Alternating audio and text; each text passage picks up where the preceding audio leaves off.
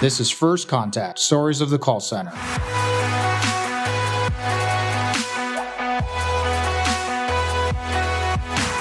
Brought to you by Nobel Biz, your one-stop shop for all your contact center needs, both carrier and software.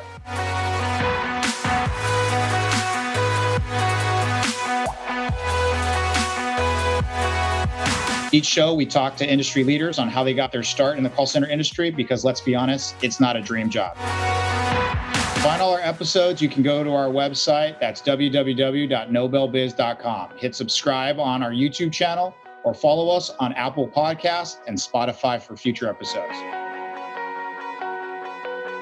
I'm here with Jake Bush, tech entrepreneur, skier, and founder and CEO of INFOCU5. Jake, welcome to the show. Glad you're here.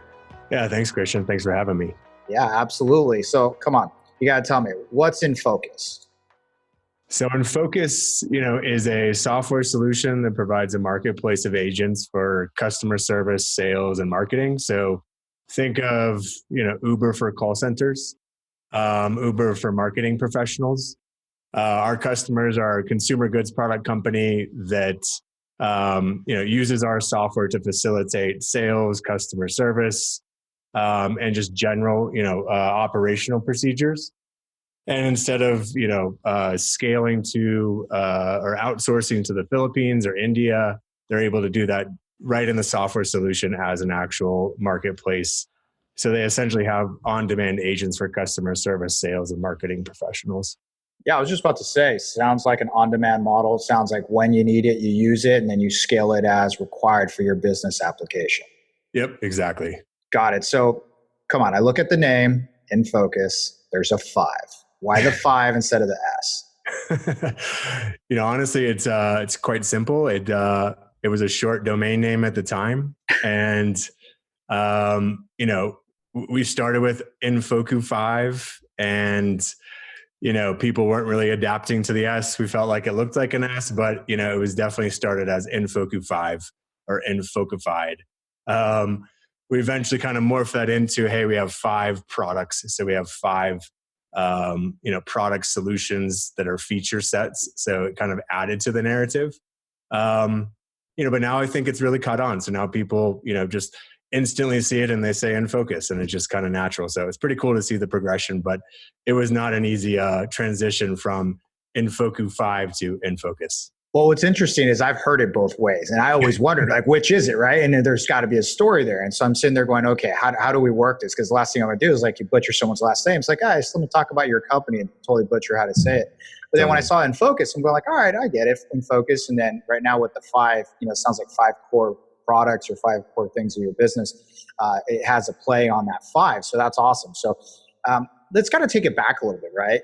You as a child, we're going to start at the beginning. So do you remember anything? Do you remember anything being a kid? Yeah, I remember a lot, actually. Grew up in a small town, so had a pretty awesome, experience growing up. So yeah, I remember a lot. My childhood was very a great spot. Got it. So, is there any pastimes or anything that stuck with you, something that kind of jumps out as a piece of that part of your life? My parents moved to a small ski town called Telluride as ski bum hippies, living out of a teepee, doing bar fights with miners back in the day. And, my dad actually started his first company as a heli skiing operation. So I grew up, in that, kind of that world. So I got a chance to drop bombs from helicopters and wow, do a lot of backcountry skiing and heli drops all the time. So I think it definitely, it certainly fed that kind of experience growing up. And, I went to school for film production. So I think that creative element and that kind of outdoor experience definitely charged that. So I think that's probably my biggest memory from the past. Well, I think with that kind of background, it'd be hard not to put yourself in a position to be skiing, and let alone the fact that you can jump out of a helicopter. You see it on TV, you see it in the movies, but you're kind of like, yeah, I kind of did that growing up. That was my thing. But you went to school, when you look at being a student, what were you like as a student? Do you have recollection of kind of where you were in life and what that was like for you? Yeah, I think I was the the child or the parent child nightmare, right? I think I was a horrible student. Uh, didn't do my homework, didn't really fully believe in necessarily the curriculum at school. I grew up ski racing, so I spent a lot of time, in a correspondence kind of tutorer type of schooling situation. Oh, So, okay. yeah, I would say school was not my thing. I was not a school kid. Well, it sounds like you were a competitor, though, right? You Sure. personality-wise, you were into competing. So, I mean, were there anything in particular that you were passionate about, but it still plays a major part in your life today? Are you still that competitor? Yeah, I think naturally, I grew up playing sports, every type of sport. And I think sport and team drives my personality and drives my being as a person. I think, I grew up in a really ritzy town, not having money. So I think you constantly are trying to have something to prove. You're competing in life, I suppose. And I think that kind of drives a lot of different a lot of different skills in life as you grow up and have experiences. But certainly there's a lot of things that fuel passion and a belief in getting to that next step, and kind of the grind that it takes to get to that. I think that's been a part of my life ever since I was young. Got it. So that being instilled in you, obviously you think back to your first job, right? What was that? When you first got that opportunity to start making money, and being in a position where you get a job. So what was that like for you? I love food. So food is a huge passion of mine. So I had my first internship in middle school as a in the cooking the cooking realm. So I sort of was that line chef, line cook. I my first kind of full summer job on my own was the pastry. I was a pastry chef or pastry cook. Well, that's dangerous if you like sweets. Yeah, no, for sure. But it was a cool experience. It was definitely, it was the restaurant lifestyle, and I think for a while there, I was pretty passionate about it, and wanted to be a chef. And yeah, I think that was really, my dad did construction, so I helped with plenty of concrete pours and manual labor shit that I did. So the first channel was cooking, and then I think growing up in a community where the film festival and just the beautiful scenery that we live in and the outdoors kind of drove that next passion, which was film, and creating dreams and turning them into reality through film. So that's kind of, I think, really where I found a passion. Got it. So let's get that right. Jumping out of helicopters, skiing, art, scenery. You got Colorado. You got everything coming down to the cuisines and the foods. How did you get into the call center industry? Yeah, that's a great question. And it's funny because every single person you talk to in the call center space, they got into it by accident and they can't get out of it. It's almost like you've been stuck in this. You are so right. You're so right. No one said, "Yeah, that's where I'm going right now." But yeah. once you're there, so now you're there. So what got you here? School. I had a career-ending knee injury for ski racing, so ended up going to college in Santa Barbara, and college is expensive. Beer and partying is expensive. They got to feed the habit. Yeah, exactly. So, I worked at a call center. It was right down the street from our dorm room per se. And it was open 24/7. You could make super good money, being an 18-year-old and making 50, 60 bucks an hour during these kind of crazy surges in the call center space. It was something you couldn't deny. It was the best opportunity to make cash, but then also have the flexibility to go to school and do whatever you wanted. So, I mean, that's how it started. And I think, as it progressed, I actually enjoyed it. I learned a lot from it as far as, the skills that you learn to actually, do well on the phone as far as good customer experience, good retention rates, or, processing sales and having high conversion rates.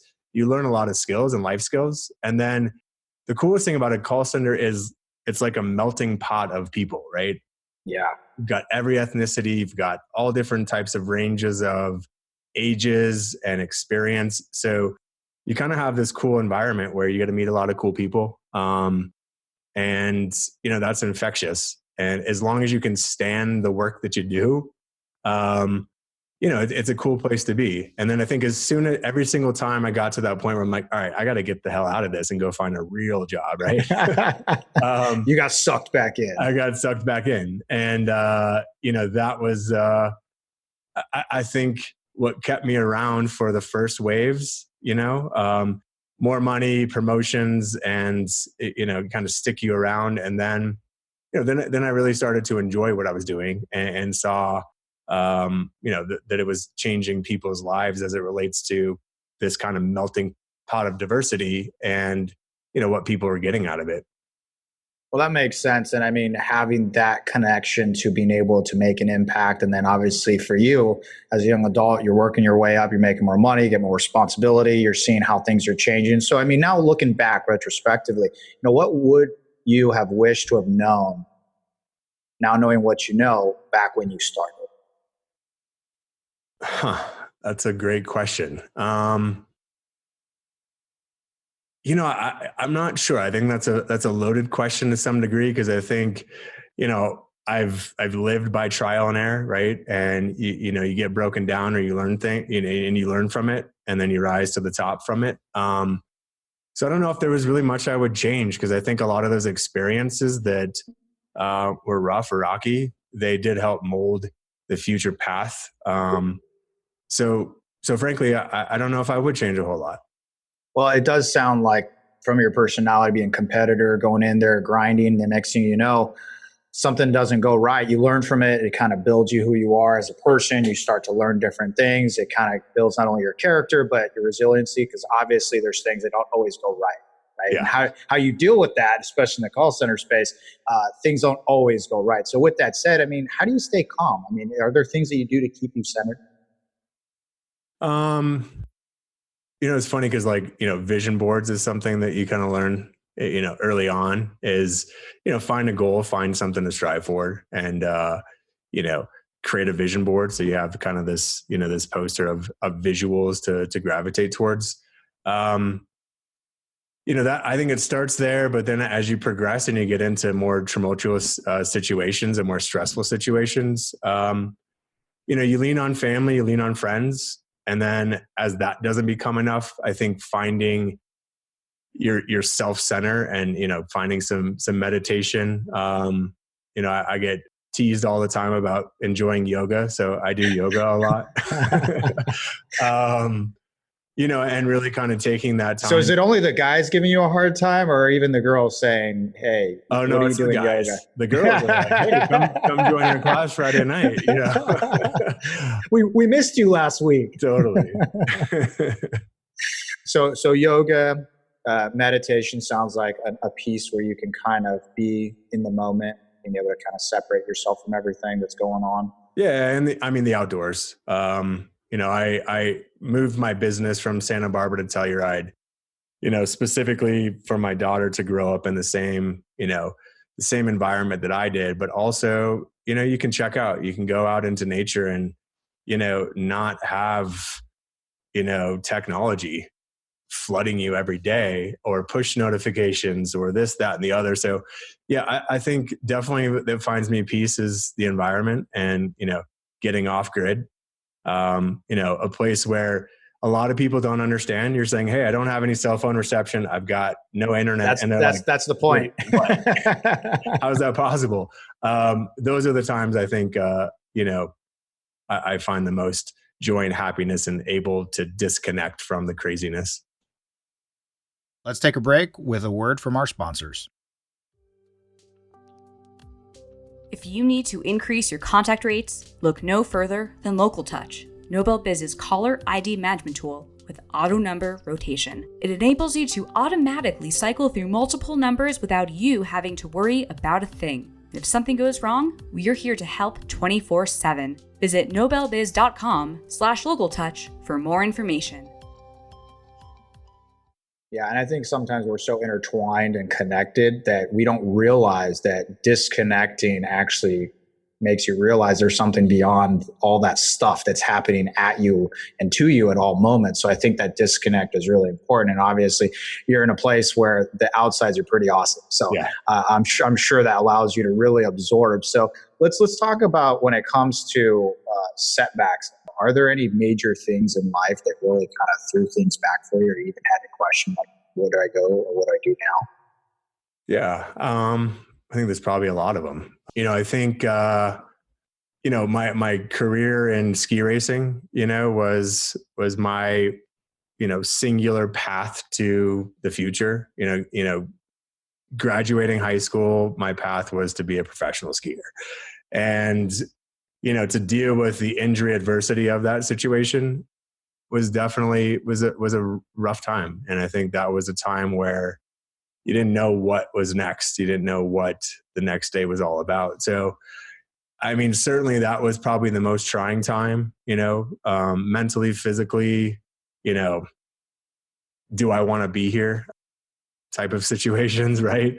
I mean, that's obviously the one that comes to mind the most. After really kind of working in the call center, brick and mortar industry, I've started a few companies. So I think starting and failing in companies have, those similar types of situations, but all the time. um, I think that. Yeah.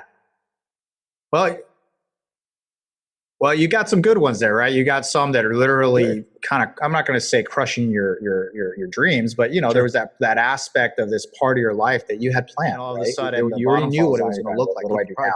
What's different? And you go into business, and obviously you have a perception of the business is going to succeed. It's going to do well, right? It's going to fit the needs you want. So, I mean, what do you think you learned from? Is there anything in particular that?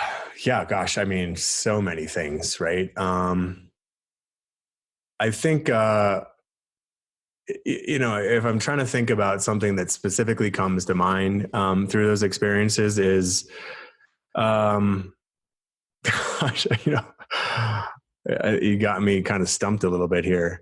Well, look, it's one of those things that, it sounds like one of the things that when you have those hard times is how do you get past it, right? How do you get through it to the next thing? Because a lot of people sometimes when their dreams are crushed, they just don't know what to do. Sure. They don't know how to actually move on to something productive or something that potentially could be life-changing for them or, for their family if they already have a family at that point. So, if there's anything in particular that aligns with, hey, you go through something really hard, your dreams are crushed, or even a business fails where maybe other people's jobs were on the line, right? And it's like, how do you deal with those kinds of things? Those are all things that are critical. Totally. I mean, I think the will to succeed is something that's fueled me for my whole life. I think when you grow up in a way where you have to prove yourself every day, whether it's, socioeconomically, as far as, your friends have everything handed to them and it's on a silver platter and,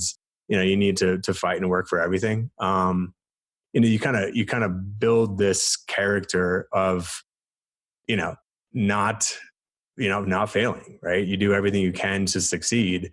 So I think that was kind of ingrained into me through just life experiences, through early childhood.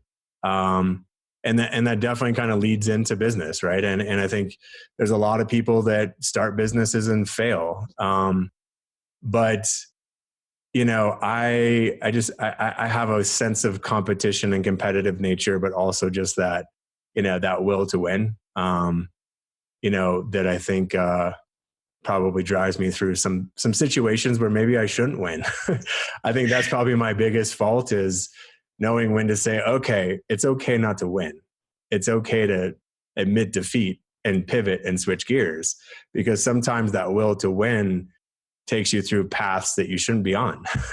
You could say, all right, you know what? Like, let my pride can settle a little bit. Let's take a step back and say that was the wrong path to go.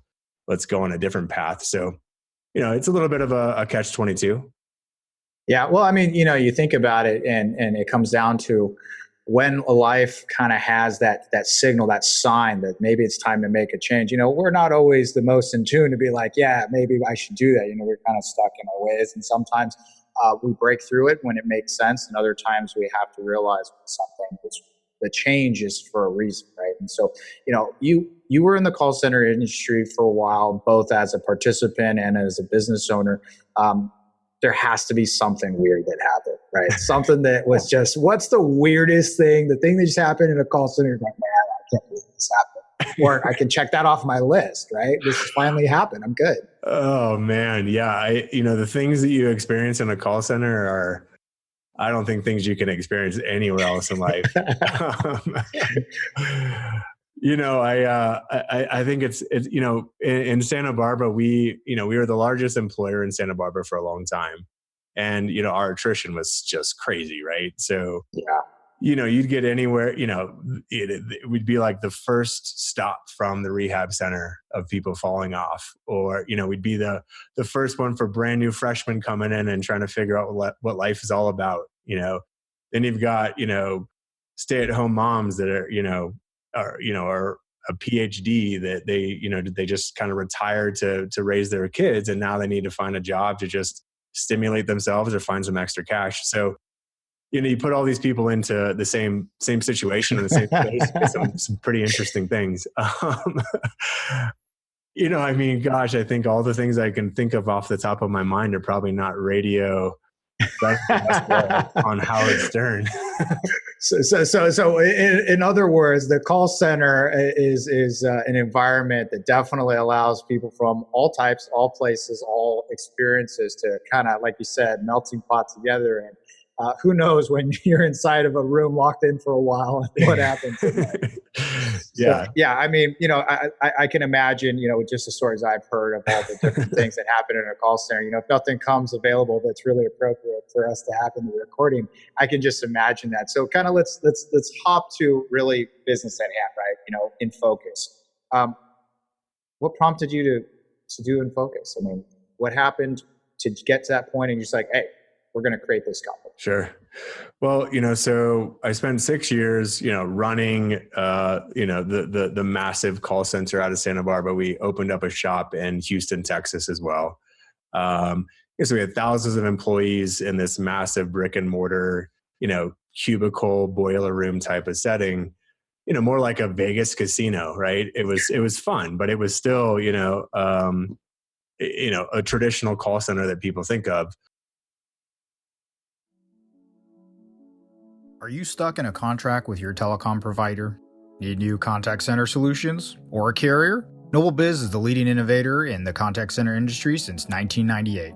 From world-class productivity and compliance solutions to our dedicated customer support and service, NobleBiz does it all. And if you sign up with us, it won't cost you a dime more than you're currently paying today. If we don't deliver, then we don't deserve your business. It eventually got bought and sold so many times that it became really corporate, and I had to lay off a lot of friends that I had grown up with through the company. And I decided that it was time to start something new. So I decided to start my first company, which was, centered around an online gaming wagering, service. So you'd play Madden against one of your buddies in the other dorm room, and you'd put some money on it, and you do that through this application. That you quickly learned you needed a lot of capital to do a lot of the stuff that was required there.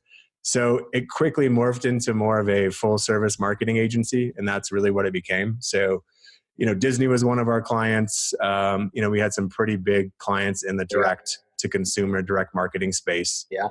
And, ran that for 5 years. So that was, we were building websites, we were doing, film production for TV spots, short form, TV spots. We did radio, offline, obviously the digital space, as far as Facebook and Google and, the whole digital marketing presence. So, we were really kind of a soup to nuts marketing agency. And I think through that time, you have a lot of great experiences with some awesome companies and some awesome brands, and you sort of live and die by your clients.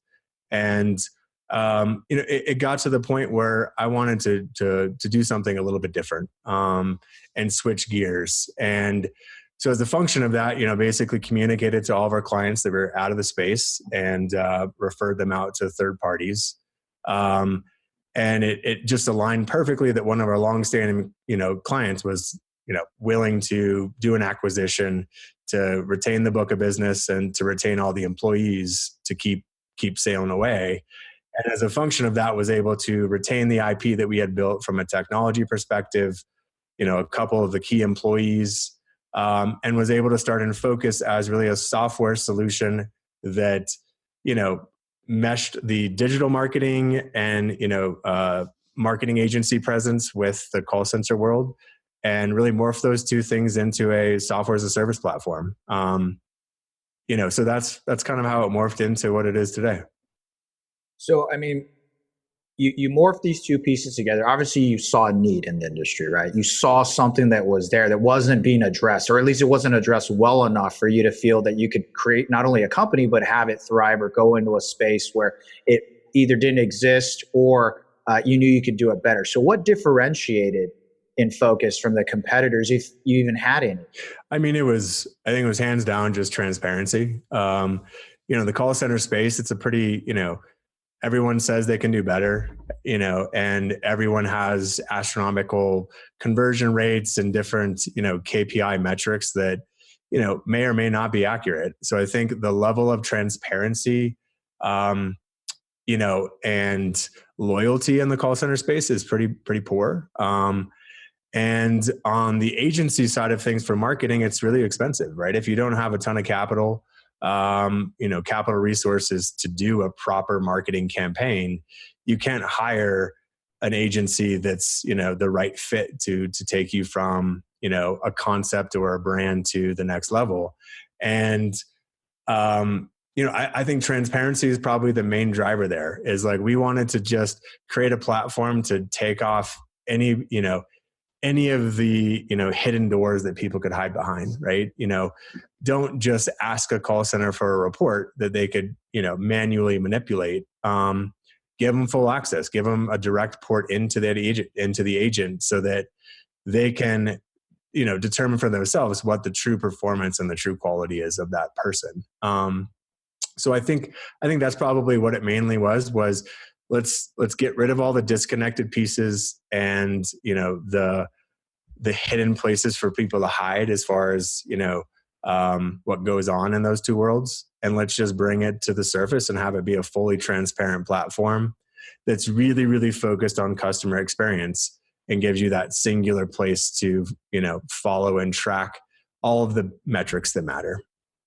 Got it. So would you say that it used to be very transactional, not very clear on what you were getting yourself into, and then maybe even having visibility into it so you can make the right decisions for your business? So if you're out here, you have a product or a service, direct to consumer, direct response, and now all of a sudden you're in a position where you have to curate all the different pieces. Hopefully they all mesh and work well together. Hopefully you're getting the right info. It's accurate. You're not getting taken for either on cost or timing. And all these pieces may not be blending together, right? Yep. So specifically here, it really sounds like it comes down to being able to not only do it on demand and at scale, but also to be able to make it from someone really knowing what they're getting into, right?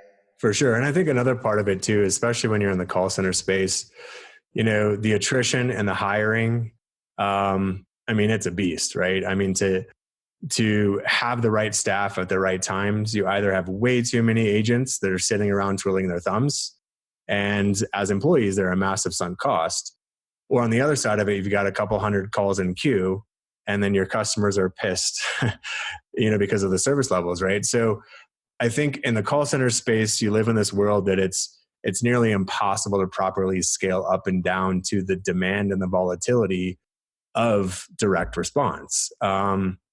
So that was probably between transparency of all the dots and all the disconnected pieces as far as data, and just the human element of scaling up and down to meet the needs of this volatile environment that we live in, which is really direct response, right?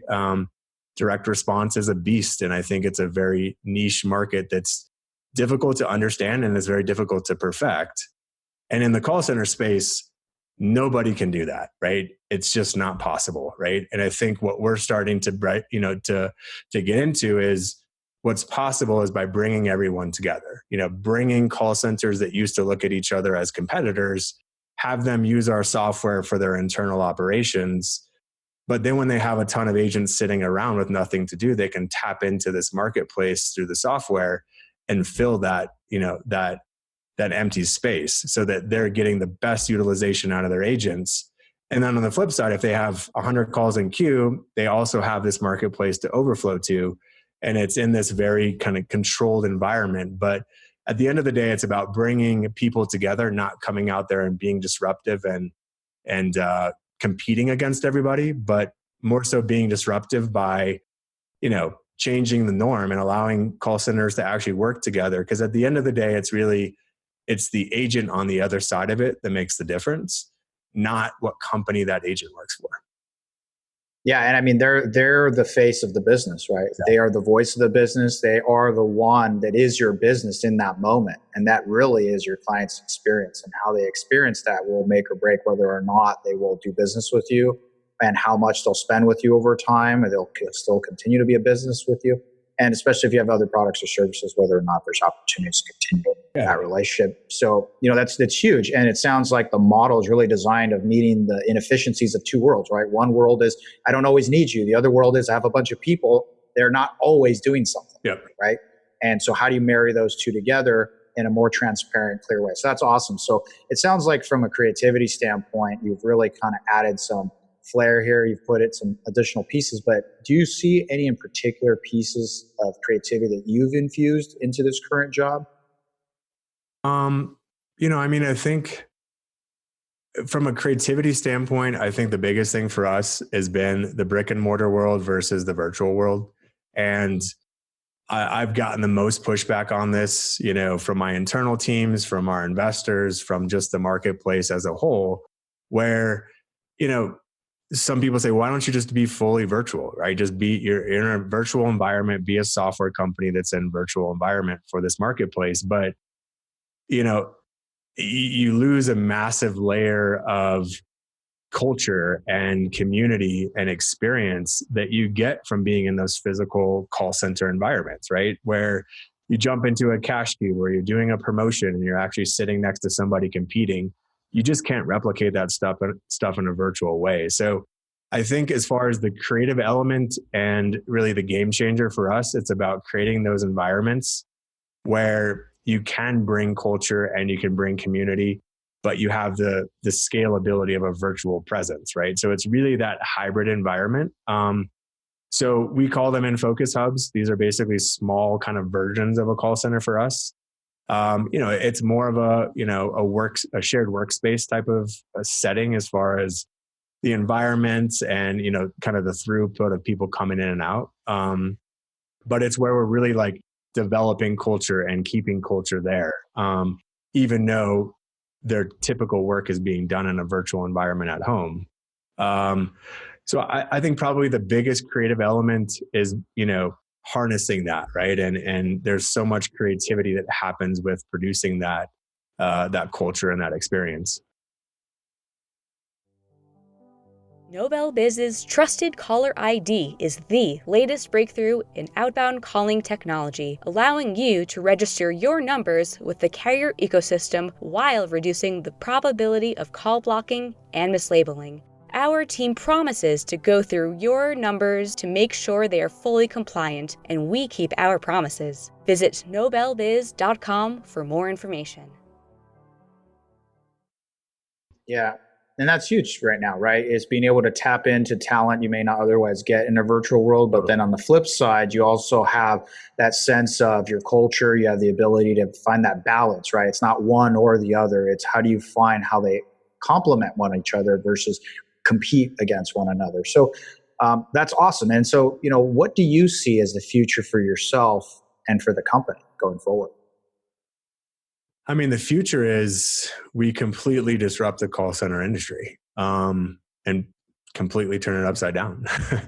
I think there's right now it's very split, right? There's some people that look at us as a threat and some people that think what we're doing is crazy and not the right solution.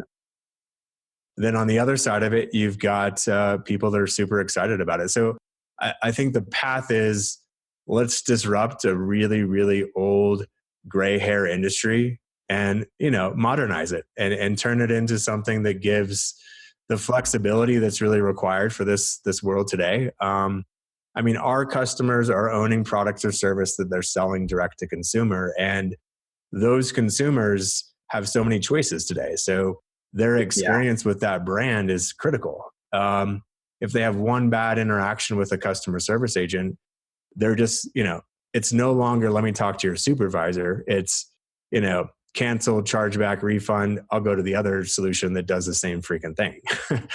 Yeah, people don't stop buying. They just stop buying from you, right? Yeah, exactly. So the options are there for consumers to have choices. So I think for us, it's about revolutionizing the call center space so that when people think of call center, it's not this really gross negative connotation that most people have. But it's a different version of that, right? It's new, it's fresh, it's revolutionizing. It's not something that people, sitting at a family dinner table are, ashamed to say they're working at a call center, right? Or, well, it's a contact center now because it's not just calls anymore. But yeah, I think that's where my passion is fueling me, is to change that and really, change the mold. Well, that's awesome. I think obviously you have the passion for it. You have the team that you have around you to be able to not only do what you're doing today, but with how you want to approach going forward. So, Jake, thanks so much for being on the show. Really fun talking with you. So where can we find you on social media? So, we're just starting to go to market. So we're just starting to put ourselves out there. INFOCUS with the 5. I think you'll start seeing us out there on social media. We're going to start doing our own TV, radio, print, and actually being our own internal marketing engine. So hopefully it'll come to you, but if you want to come to us, it's just at infocus.com, and hopefully you'll see us everywhere. Awesome. Well, we look forward to that. So if you like what you just heard, find us on Apple Podcasts, Spotify, with new exclusive clips on YouTube. Please subscribe, rate, review, tell your friends. Thanks for joining us for the First Contact, Stories of the Call Center with Christian Montes. See you next time. This podcast was written and produced by Lauren Chasson with co-producers Steve Biederman, Lauren Chasson, and Christian Montes.